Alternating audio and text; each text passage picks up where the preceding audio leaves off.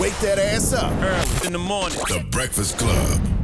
Morning, everybody. It's DJ MV, Angela Yee, Charlamagne the God. We are the Breakfast Club. We got a special guest in the building. Yes, sir. I'm going to F your name up. Keyaira Kelly. Keyaira. Yes. Keyaira Kelly. Kind of just how it looks, right? Yeah, kind of like that. Good morning, Keyaira. How are you? Hey, I'm doing really good. I'm so excited to be here with y'all. This is a long time coming. Yes. And I'm happy. happy. Keyaira started a conversation that I think is very necessary. The Black Press Matters. And a lot of people came up here to talk about it, but Keyaira definitely wrote an article that I read a while back that I really was like, you know what, I'm glad somebody finally said it. But what is the Black Press Matters movement? Yes. So last year I penned a piece for Hello Beautiful. And in that piece, I was talking about my experiences as a Black writer, a Black journalist on red carpets. So a lot of people don't know behind the scenes, when you go and you're so excited to get your red carpet placement, a lot of times they put us in a cluster at the end of the carpet. And when you don't have primary positioning to talk to talent, people brush by you, and then you miss your sound bites, you miss your interviews. And so the observations there, or even when we had talent in the building and come and do interviews with us, I realized no matter how good the interview was, they wouldn't share it, they wouldn't post it. And I just started thinking about how the Black press has played such a huge role in our ability to be seen and to be visible, and how a lot of times that support isn't bounced back to our sites. So I wrote that piece. At the time, I had a wonderful boss, Allison McGevna. She really gave us a lot of space to be open and talk about things that really moved us. And I penned the piece, and I was shocked that so many people connected to it. But it also showed me, like, I'm the type of person who believes inspiration and creativity is like a train, and it's moving through, and you catch it. And when you bring it up to other people, the way they digest it, it's almost like bringing to mind or bringing words to things that everybody was already feeling. So I think that even though this is probably a conversation that's been happening before me, it'll happen after me. I think I caught the wind and everybody vibrated with it, and that's why it had the impact it had. Well, it'll happen less if we nip it in the bud, meaning that if you write articles like this, and we say it all the time on this show, you'll see these Black artists that'll go to all of these white outlets, pop stations, go to the pop stations, the rhythmic stations, but won't come to the Black show, even though we got a larger listening audience than a lot of those platforms. You know? There's certain people like Kevin Hart who always call us up directly Kevin Hart, yes, to book our show, even if nobody else is doing it. The PR person for the movie isn't planning to do that. He'll hit us up and be like, I got to come to the Breakfast Club. Right. And it's amazing too. And I even remember Damon Young from Very Smart Brothers. He penned a piece a while ago just talking about the lure of white validation. So I think a lot of times when we dismiss our Black press, it's because a lot of times we're like, oh, I'd rather be on mainstream media. That means I've made it. And we have to switch the conversation. So I've made it means I'm on the Breakfast Club. I've made it means I'm on MadameNoir.com or HelloBeautiful.com. Because the moment that we take the power away from looking to them to validate us is the moment that we'll be more empowered as a Some people. niggas think white ice is colder. Yeah. They just do. I also think a lot of the publicists don't know what That's works true, too, because they be having white publicists. White publicists. Like, if you look on the red carpets, like, most of the publicists are white, and they know their TMZ, their whatever, but they might not know a blog or the Breakfast Club, a lot of these other places. Yeah, and I think that's important. And I remember after I wrote the piece, journalist Jaleesa Lachey, she was at the SAG Awards in the press room, and remember that moment with Sterling K. Brown when she said, as we diversify images in media, how do you feel about the people behind the scenes not being diverse? Like, I'm in this press room, and I'm the only Black person here, and there's other white people here. And, he had this moment where he looked up and he observed the room, and you could just see for the first time, he came into his awareness. And he was like, wow, that's something I didn't notice. And going forward, I'm going to pay attention to that. So I think a lot of celebrities followed that wave. Lil Rel was actually after Salute you. to Rel. Yeah, he was one of the first people who DM'd me after you, and he was like, damn, like, I never even noticed this. And so I remember he went to the MTV Movie Awards, and he was like, I'm paying attention to Black press. There was also an awesome moment just recently with Halle Berry. Emerald Marie. And Lamar Dawson. And I've heard that Halle Berry is always looking out for her brothers and sisters on the carpet.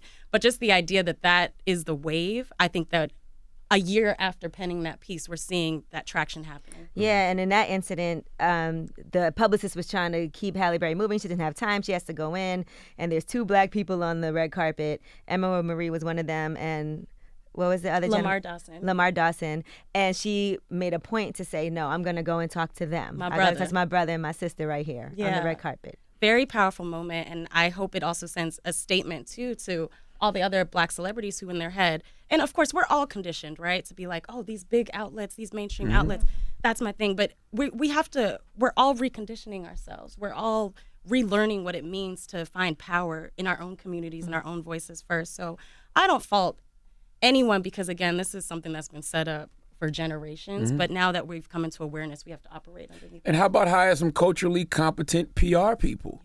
You know what I'm saying? Why you got PR people that don't know what's going on in the culture? Because you should know that you should be on the Breakfast Club. You should know that you should talk to Madame Noir. You should know that you should talk to Hello Beautiful. They don't know. All they know is people and OK and us. Yeah. That's what they know. But a lot of times it's hiding that we got to start taking our careers in our own hands. But a lot of times they'll be like, well, the movie people got the publicists. You know what I mean? But it's this is your career. This is your people. Kevin Hart calls us Kevin Hart every does. time. Right. Every Directly. single time. When he's got a book coming out, movie, if it's big to Kev, he's coming on Breakfast Club. Correct. Guaranteed. Absolutely. And another thing I was going to say is you see it in politics too, not in just Hollywood, right? When people are starting to come to the Breakfast Club and people are like, why are these politicians coming to this radio show? And they can't figure it out. But do you feel like when it comes to press that you get those type of interviews to people who are running to be president? Do you think that they look at this as, they look at black press as well and say, okay, this is important too for my campaign? Yeah, if they don't, they definitely need to, because a lot of our conversations, they start and then they bubble up and then they become this global cultural movement. And so if you are a candidate who is looking to start on a grassroots level, that should be your first main point of contact, because at that point, we're not doing it just to give you press. We're doing it because we actually care about you. It's not just like a free-for-all. When we choose talent to come into their offices, we're like, okay, is this going to connect to our audience? Are they going to deliver a message that we in our communities relate to? And so you being able to infiltrate that first line means that you can probably have the legs to make sure that your campaign goes far. And back to your point, it's about who you got behind the camera too. Because when you look at, Hillary Clinton when she came on here in 2016, she had Maya Harris, she had Karen Civil, she had all these women of color around her that were culturally competent and knew she needed to be on the Breakfast Club. Bernie Sanders had Simone Sanders, at the time running his campaign. So they all knew about the Breakfast Club, and that's why they were able to say, you know what, this is what y'all need to go do. Absolutely. And I even thought Black Press Matters in Action, Solange recently, when she partnered with Black Planet, just out of nostalgia, just being like, damn, like that was our first like home for Black people on the internet. Yeah. And she partnered with Black Planet to release photos and videos and images from her album coming out. And what was dope about that moment, it was a time when Black press owned the conversation. Like we weren't logging on to people.com and this.com trying to find out, oh, what did this Black celebrity do? We had the exclusive. And I think that people need to understand that when you let Black press have the exclusive, those exclusives translate into clicks, which translates into traffic, which translates into monetary value. Yes. And that's what keeps Black people working, Black people eating, and Black people being able to thrive. And so just seeing that chain and having us be the source of that information was super powerful. And I'm prayerful and hopeful that that's going to be a shift that a lot of celebrities take. It's also about how the story gets told, right? We just recently saw what happened with T.I. and TMZ, how they reported news on his sister that he felt was inappropriate. And I remember we had the story here. I didn't report it because I felt it was inappropriate at that time. And TMZ did end up apologizing to him. But what do you think about an outlet like TMZ? Because people have long complained about how TMZ reports on Black people. Yeah, that was a hard case because we all have to kind of analyze our journalistic integrity. And I think for a lot of outlets like TMZ, you're trying to get clicks. And again, these clicks translate into money. But again, I think that's why it's important for people like you or for me to be in a position, because we actually can vet that through emotionally a little bit. There you go. Because these people, they are doing their job. Like TMZ did their job. Did I think it was inappropriate? Yes. But again, that's why you want people who can look at this and be like, well, in our communities, you saying this about this woman, what does that mean to her legacy? Right. And I feel like you need that emotional connection to change the narrative and make different choices. Not only that, she wasn't a celebrity. She wasn't. She's not a public figure. Not a public figure. She's just somebody that does a lot of good work in the community. And they try to taint her legacy, which is foul. And people are always so into trying to be first to report something. Like, they're always like, this person's dead, and they're not dead yet, and the family hasn't released that statement yet. And I think that's also something that's troublesome, how people want to be first, but not accurate. Yeah, and I think because we're in just such a funnel of content, like there is so much out, people are always trying to cut through the clutter, and a lot of times they get clumsy in their reporting because, again, they just want to be first and to get the hits. But at the end of the day, I think that there is something to us being able to stop and be like, okay, what is for the best benefit for this Black family? Mm-hmm. Like, it's not T.I. the celebrity, it's T.I. and his Black family. And then having a a certain connection and respect for that. But when you got a bunch of culturally incompetent people, they look at these people and like their ancestors looked at us as 3/5 of human beings. So they really don't look at us as humans yet. They don't see our experiences, because if it was a white person, they could be like, well, that could be my mom, or that could be my dad, or that could be my aunt. So they go through a different lens. Right. Even in that context, we're still property. We're Yes. still something to make money off of. Like, that was for profit. That wasn't our auntie. And so I think that's extremely important to have that. And I do think Black press has to do some work with rekindling some relationships with celebrities. I think we have distrust amongst each other. I have worked with amazing Black publicists who will always plug me, even when over other people. They'll be like, you know what, but I need to have a Black person come in. And I think forming those relationships, from publicists to talent to writers, is how we're all going to win. Now let's talk about that. Do you think Black press is too hard on Black artists? I don't think that they're too hard, but I do think, again, because there's an emotional connection, we're going to take a different approach that's not going to always be completely objective. So from that perspective, I don't think it's that we're hard. I just think we are invested. Because I've seen outlets like TMZ. TMZ will reach out to certain people before they run certain stories, right? And it's outlets that I've done interviews with, done interviews for. They don't even give you a heads up when something comes. And it could be something that's totally out of context, totally false, and they'll still run it. And I'm like, damn, I was just in y'all office a few months ago doing interviews with y'all. Nobody could hit my people up or hit me up. Like, I think that's a little weird. No, I agree, and I've definitely seen that happen. And that's why, we have to take responsibility too, because there is distrust. And even knowing now that if something is popping off and I see it and I can be like, yo, they're running this about you, knowing that I can now do that and that you would be responsive to it, that's healing. That's healing for all of us. So Yeah. So just the other day, I read this book by Elaine Welteroth. You know Elaine? Yeah. And she's describing, it's her memoir, and she's describing her whole journey in the world of journalism and how she started off at Ebony magazine, and then she went to Glamour, and she ended up going to be the editor at Teen Vogue, right? Which was a big deal because she talks about not even realizing how she was the first and the youngest Black editor at the magazine and how important that was. And it's amazing that, like, in this day and age, we still have to go through this. I'm the first, I'm the only one that's done this. But one thing that she does talk about, she talks about working at Ebony and how it was hard for her to get into other doors because she worked at Ebony, and it was like these other publications weren't taking her seriously. But going someplace like Glamour does open doors for other people, because once you get in there, then it is your responsibility to bring in other people and bring in other stories. So what are your thoughts about something like that, like working at one of those Black-owned company? Yeah, Black-owned. I went digital. I think our entire value assessment of Black media, Blackness in general, has to change. And this may seem like it's going off topic a little bit, but what I thought was so dope about Beyonce and Jay-Z doing Ape Shit and the Mona Lisa thing, it's like we are the new statues, we are the new goals, we are the new gods. Damn right. And so shifting that, because of course, when they're looking at Black press, their value assessment is, oh, it's not mainstream, they don't have audience, they don't have this.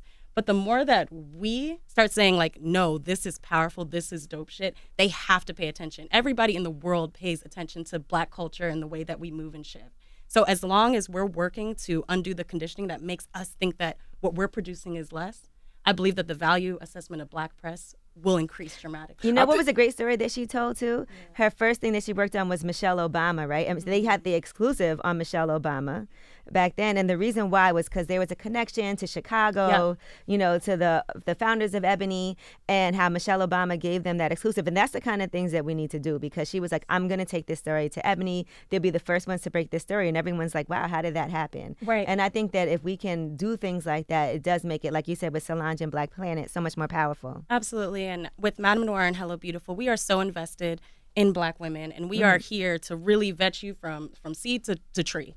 And so I just want to, or if you're already a tree and you turn into a bigger tree, we want to help grow that. And so I just want to be an open advocate for people feeling free to reach out to us, because we want to share your work.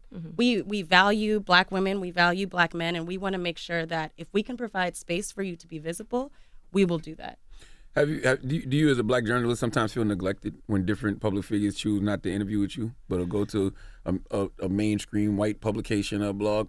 Absolutely. I feel really hurt too when I do, because a lot of times we're understaffed, overworked, and so when we're putting together an interview or doing a great dope segment on you, and you come in and you leave and you don't share, you don't tweet, you don't say, hey, I was just here, I just met with this journalist, you say nothing like you didn't exist. That is extraordinarily hurtful for us. And you can go through their timeline and see them sharing all these other outlets, and it's like, okay.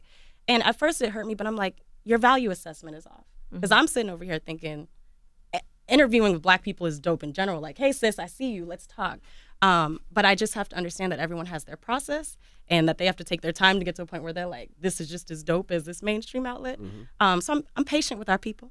I retweet you for your time. Yeah. I'll share the link. I'll share the video just for your time. Or if I enjoy the article, I'm going to share it because I want other people to get that information. Absolutely. And we just cannot ignore the fact that social capital can translate into monetary capital. And it's not all about social, because we know that exposure does not necessarily translate into dollars, but at the same time, it helps. The numbers help. And anytime me as a journalist, I can go and show my boss, hey, I got this many page views on this article. That's an advocacy for me to be able to get a promotion. Right. Oh, you can get these exclusives. Oh, Keyaira secured this and this and this. Promotion. That's money. It's like Black family matters, Black money matters. Like, it is all a part of the same cycle. And if you neglect one peg in the wheel, the whole thing breaks. What do you think about the cancel culture? How sometimes our community is so fast to cancel somebody? I think we need to give more people a chance to grow. We're all learning so much. I have in real time. In real time, and a lot of it too. Again, this conditioning. We're taught to hate ourselves. We're taught to hate each other, and I think a lot of it comes from ignorance. And so, if we're not giving people the space to grow and educate themselves and do something differently, then none of us have a chance, because we're all going to mess up. And so I do think we have to be very careful with it. I can't lie. I've been like, they're canceled. But if you don't, I've done It's like, it. no, it's like sometimes Have I you feel like we uncanceled try people? to cancel somebody. It's like, I've we're going to cancel them. Like, and it's like, well, let them grow. Let's see what happened. Let's see what their mind frame was, you know? Yeah. I think it's changing now because you're starting to see a lot of your faves get caught in the line of fire, whether it's Angela Rye, whether it's Lena Waithe, whether it's Amanda Seales. Like, these are people that you know ride for the culture. Yep. But then if they say something you don't agree with, everybody's like, oh, they done, they canceled. It's like, wait a minute now. Right. Like, we know they got more cachet. Absolutely. And everybody can be problematic. Like, someone just has to check you and be like, yo, that ain't right. Nobody's perfect. Nobody's perfect. And if we're not making room for mistakes, we're not making room for growth. Now, you also have your podcast, Let me Google. Let me write that one You and down. Your Mom. I do. So let's talk about your podcast and what made you decide to do this, and how is it for you talking to your mom and having these really candid conversations? Yeah. So Talk to Your Mom podcast. Honestly, I started to just really sit in the privilege that it is to be able to have these candid conversations with my mom. I come from a family of 5 girls. I have 4 sisters. And my mother has... That's going to be Yeah. you, Charlamagne, Yeah, that's soon. definitely with your gonna be podcast. Charlamagne. Girl. Yeah. My dad has a lot of advice if you need him. But yeah, and so my mother is just well-versed in all things woman. And so as I've met other women and I'm learning, like, they have hard relationships with their mother, they can't talk to their mom, or even meeting other women who are my mother's age and they're like, I can't talk to my daughter. I said, okay, I would love for people who have that gap to see my mother as someone to talk to, and for mothers who have a hard time connecting to their millennial daughters, they can be like, oh, those perspectives, I bet that's how my daughter is feeling. So we wanted to create this platform to just encourage generational knowledge, because I believe generational knowledge is wealth, and that's our tagline, because the transferring of that wisdom, it heals generations Damn 5 right. years back. And so when my mom talks to me, we recently did an episode about when she was in the 70s, like watching some of her friends try to get these back alley abortions and friends almost dying trying to do that back in the 70s. And you see that coming full circle now Right. with all they're doing to try to suppress a woman's right to choose. And when you are able to connect those dots, you have a greater sense of the entire picture. Right. Because otherwise, if we're not talking to our mother, if we're not talking to the people before us, we just get a small picture. You're so right. I always say that too. The whole thing with this trying to ban abortions or make it harder for women to have access, all that's going to do is make women resort back to having these illegal abortions where it'll be very dangerous and they can end up dying. Absolutely. And having knowledge of your history informs your future. And I think also among Black women, there's just a lot of hidden secrets. And I tell my mom all the time, like, your generation, the baby boomer generation, y'all hid a lot.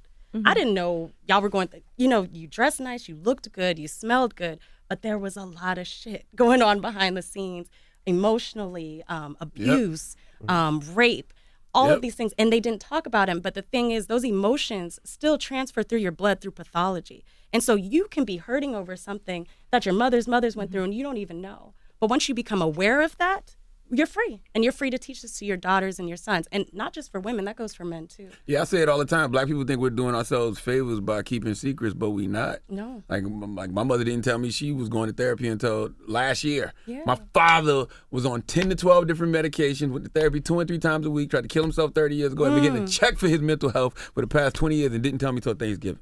It's like, God damn. And then you see it. And it's like, if you had known that, would you have started going to therapy earlier? I got help way earlier. Yeah. And so now there's this gap, and it's like, in that gap between healing and progress, it's like, whoa, we could have saved a lot of time not doing all this if I had just known. So I am just an advocate for knowing what's in your blood, knowing what's in your history. And I want Talk to Your Mom to be a place where everyone can feel at home in that. Now, you talk about black love, too. I do. Now say what you said about black love. That black love can be performative. Mm-hmm. Yes. So people are going viral off their proposals, their engagement Black pictures. love this, hashtag black love. Yeah. Black love. Relationship goals. Like, everybody is now seeing that there can be profit in your relationships. And I honestly have seen a lot of pictures of people I know, and it's like, I know that relationship ain't good. I know that woman is going through it. I know he's cheating. I know this. Black men don't cheat. Okay, all right. That's a whole nother thing, because y'all got to stop saying that stuff. Black men don't cheat. You know, when y'all say that, you shirk off responsibility and act like it's not happening. Don't let the devil use you, Keyaira. Oh, no. God is using me, sir, to correct you. Black men don't cheat. He just correct you. To We see correct plenty you, of examples to the contrary. Yeah, plenty. I don't know. What am I saying? Plenty. I hate that phrase. Where's your Bible, bro? I hate It's that like phrase so much. dismissing what It's women dismissing are it. struggling Instead and of going through. Right. It's completely dismissing that it's happening. Instead, y'all need to be talking and be like, black men do cheat. How can we fix that? That's what needs to happen, not black men don't cheat and just ignoring it. Black men can do better. Or it When can be comes black to- men with a comma, don't cheat. And That's not what it is. In order to change narratives, in order to change narratives, right? You have to speak things into fruition. Like this is what we should be saying. I'm a faithful black man. I'm celebrating monogamy. Envy, what about you? I am. I'm the same. We've all learned from our mistakes, but we grown. We have, You know yes. what I'm saying? So we're teaching the next So generation maybe black better. men don't cheat anymore. I don't know about the anymore I don't know part. about that. Oh, okay. We moving Why are you forward. like See, that's the Satan problem. You usually? always live in the past. You always want to live in the past. We talking about the We're just future. trying to be accurate. Right, because I'm all into affirmations and speaking things into existence, but you got to have the back work to do that. I'm not going to be like, oh, tomorrow I'm Oprah without doing the work of Oprah. I would just let the record show. I want the record to show if I was talking to a white press outlet, they would not question me on if black men don't cheat or not. All right. Well, because we know. No, but you're talking about the black love. Go back to Yeah, what you're yeah. talking So black love can be very performative, and I love black love. I love my black men. I love black women. But we have gotten so much validation from the pretty picture that we're not doing the work. That's true. And it's too easy to post a picture, and behind the smiles is pain and lack of progress and trauma. And so I'm trying to teach people to move away from that. Like, I have heard stories of someone posting a picture, and you would never know they just had the worst abusive argument, but they're saying, like, here with my man. And I'm not saying Hashtag black love. Hashtag black love. And I'm not saying that relationships don't have ups and downs. Relationships are not perfect. People are not perfect. But too many people are shirking off the work of actually investing in emotionally healthy relationships because too many people validate the pretty picture and not a pretty reality. So they're talking to each validate other the on likes. Twitter, posting things on Instagram, but you not make talking to money. each other in real life Right. because they want people to think. But I do love it though. I love the fact that you get to see more black families like Yes. that. You know, Yes. and even with me and my wife in our podcast, like we talk about the good, the bad, and ugly. Like it ain't all peaches and cream over here, but we talk about it and we talk about how we get through the shit. But I do like the fact that you get to see more black families. Absolutely. I do love that. Yeah, optics matter. I You do know what I mean? love But I agree with you when you say that people actually have to be really doing The work. The work. 'Cause I think that's the problem with social media, period. It's all one big illusion. It's all one big highlight reel. Right. That's it. It's a huge illusion, and people are getting so high off the exposure that nobody's asking, like, oh, hey, girl, I saw you on this. You doing good. It's Right. like, you may not know she's not eating. She ain't had no promotion. Her money's light. But you just are like, oh, you good. I see you. I'm into asking the questions of, how are you actually? Like, sis, did you eat today? Or were you just eating ramen? Like, what is actually going on behind the scenes? Because we know that we're all indulging in a game. It's a numbers game. That's not real. And people will tell you, they'll say things to you like, oh, you don't show your wife, you don't show your kids, you don't love them. Like, nigga, what are you talking about? Right. like, Right. Like, I'm not, how is that the proof like, of my yeah. love? Yeah. Like, Yeah. And I'm it's also weird. someone who, like, I'm not really into showing relationships and stuff on social media. I used to be. But now I'm at a point where I'm like, no, I want to nurture that just with myself before. You don't need to invite the world into your love story Right. before it's completely cultivated. Like, get some legs in the game before you expose yourself to everybody's thoughts and opinions. Yeah, I mean, because that can be harmful to a relationship. Absolutely. Because then people are weighing in on things. If you guys are doing good the way you are, then keep it smooth. Now, if you want to put it out there, that's on you. But if you don't want to and you both are like, I'm cool with that. You know what's difficult to me? When people, and I've heard stories of this, people call in all the time for ASCII, oh, why doesn't my man post me on Instagram? And I've seen people's relationships really end over not getting posted or not getting that social media attention that they want. Well, that's childish. That's Yeah. ridiculous. That's childish. Yeah. It's the day and age we live in. Yeah, and you and your partner have to agree on how you approach it too. The only time where I think that's a red flag is if you see in his history and his receipts he used to post other women. And if you see that for some reason you're not postable, then that would be a red flag. But if his core character is like, nah, I don't share that stuff, that's just him. Or he's not a social media person. Yeah, like that. yeah. My wife don't like social media. She not into it at all. But I mean, we not hiding. If you catch us, you catch us.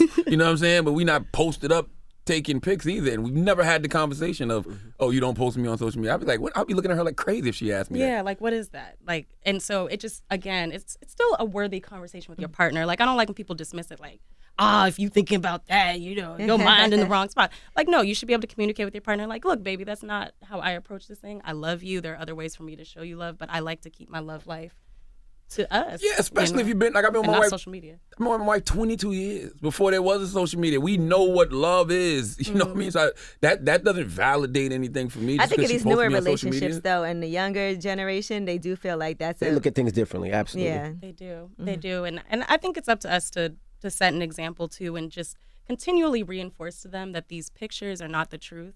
Yes. And that's kind of like my battle cry because there's just so much more going on. And I think it causes people to become entitled or think like they're supposed to pop off real quick just because they were here and here and here. And it's like, oh no, it don't work like that. And we're going to have to, teach them and show them that there's a lot of work that goes behind that one post. I got two more questions for you. When the last time you felt undermined in your position? Wow. Often, as a Black woman in media, we all are battling with so much invisibility. I think it's difficult when you know that you're doing good work and it's not acknowledged, or again, like I was saying, when you do an interview with someone that you really cared about and you were so hype about them coming in and they don't share it, you're like, damn.